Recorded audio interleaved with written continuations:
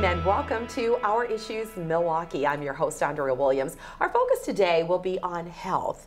Cancer affects people of all ages and ethnicities in the U.S. However, the burden is greater for certain populations. According to the Center for the Disease Control's Office of Minority Health and Health Equity, life expectancy and overall health have improved in recent years for most Americans, but not all Americans are benefiting equally. My first guest is working to better understand cancer disparities right here in Milwaukee. Lauren Matthews is the Community Program Coordinator for the Medical College of Wisconsin Cancer Center's Cancer Prevention and Outcomes Program. Hi, Lauren. Hi. Thank you for being here. Thank you for inviting me. And before we discuss your studies dealing with cancer, please tell us more about the Medical College of Wisconsin's Cancer Center and its Cancer Prevention and Outcomes Program. Okay, so the Medical College of Wisconsin is committed to looking at cancer disparities. And when I say disparities, just to break it down because it's an academic term, we're trying to find out why there are significant differences with certain populations regarding to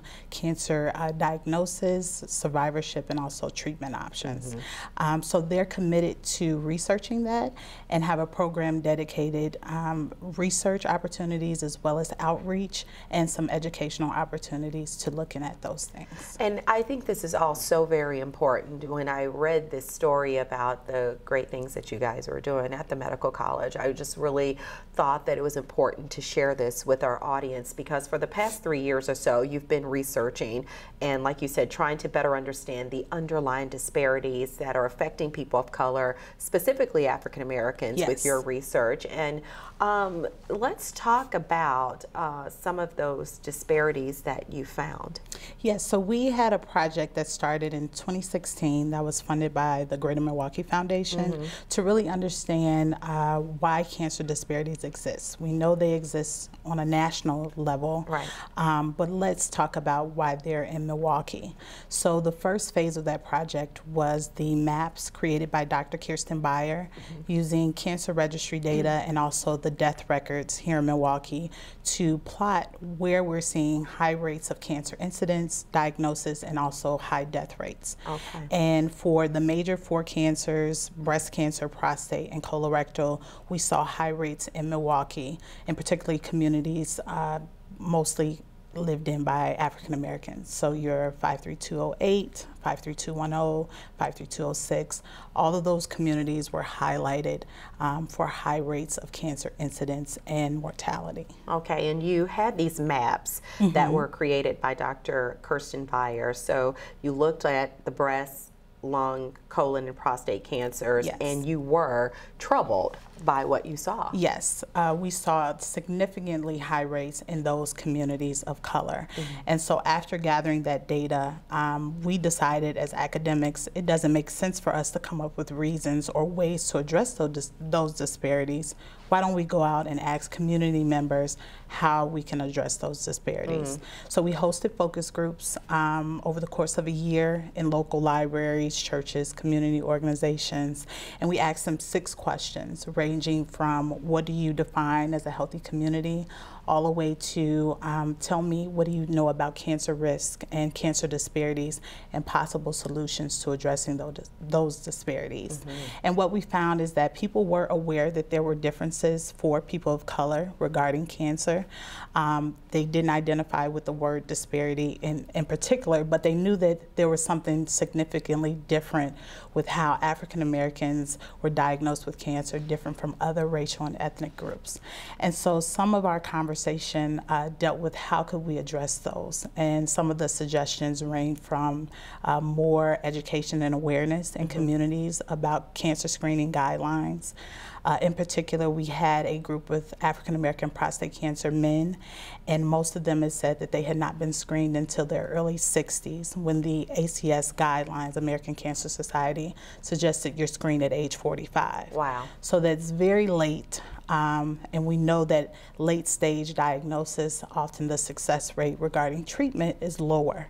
So that's why we see an increase in mortality for African Americans. So it's just like a never ending cycle. Yeah, and it's true when you hear people say knowledge is key and early detection is key, but if you don't know better, you can't do better. So basically these conversations are needed. And just looking at statistics nationwide, with breast cancer, compared with white women, black women have lower rates of getting breast cancer, but higher rates of dying from the disease. And there's some research that suggests that there is biological differences, but by and large, there are more so social and economic differences or inequalities that are affecting those rates. So when I say that, I'm talking about jobs, education, income, wealth, housing. Those things are different for African Americans than for white women, which in turn affect their health outcome. And what stood out to me when dealing with lung cancer, both the incidences of lung cancer and death rates are higher in African American men than in men of other racial or ethnic groups. And then colon cancer. I lost my father to colon cancer, so it really is important for me to really drive home the importance of people being screened and tested, because again, it's one of those slow progressing cancers that you don't know until it's too late, and that is higher in African Americans than in whites, and it is a preventable cancer. Very That's preventable. why it's so important to just know. Right? It's one of the most preventable cancers, colon cancer, because you start your colonoscopy. Normally, it's suggested age is 50. If you're deemed higher risk because you've had someone in your family diagnosed, you might go as early as 45. But with them actually going in your colon and being able to cut the polyps and see what's going on, you can actually prevent the disease and cut off any sort of cancer from the beginning.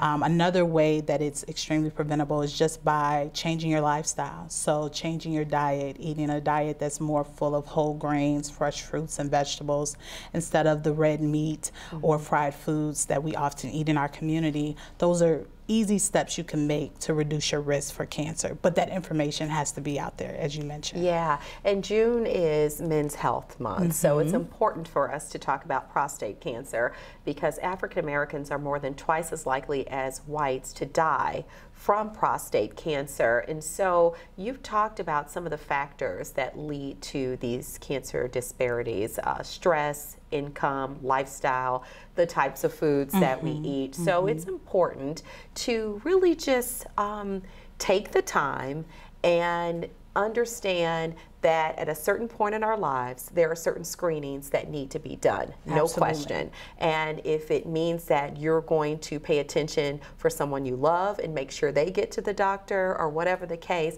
that's what you have to do. Absolutely. So in particular with prostate cancer, we have focused a number of our research and outreach programs. When I say we, talking about the medical college. For the past 2 years, we've hosted something called the Prostate Health Educational Symposium, where we've partnered with Freighter Medical College and also an organization called the Prostate Health Education Network, based out of Washington, D.C.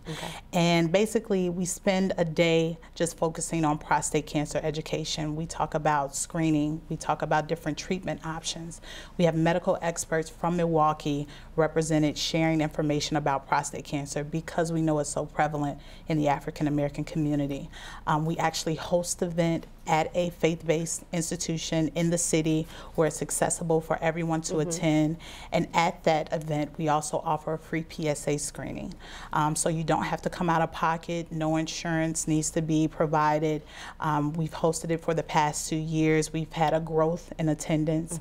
We offered little prizes and other things to engage men to get them there. But it's really been a successful event. We've had an awesome turnout just from the community, and their response has been very favorable. We can't just talk about, the disparities exist and they're bad. You really have to have some action behind it. That's so true. Coming off of the research project with the Greater Milwaukee Foundation and really having some quick wins and saying, we heard you, we're doing something to address it, it showed that we're actually genuine about the efforts and that we're committed to it. So we plan to do that again in November. Okay. And so right now you've got health education meetings and free cancer screenings that you're doing for prostate, right? In November, we'll That's be what you're hosting saying those. in Yes, November. in That's going to be November. coming back around. Yes. Okay. And this lifestyle program for 200 survivors, is that something that's tied in with that, called Men Moving Forward? Absolutely. Okay. So in response to those focus groups we did with men, there's a lot of things that were birthed out of that initial project that you're figuring out. And one of those was a research project called Men Moving Forward, where we're planning to recruit 200 African American men from Milwaukee who are diagnosed with prostate cancer and have them participate in a 16-week healthy lifestyle program. Now for this, we are partnering with Milwaukee Rec. We'll be hosting our classes at North Division, and men have an opportunity to connect with other men about their prostate cancer journey.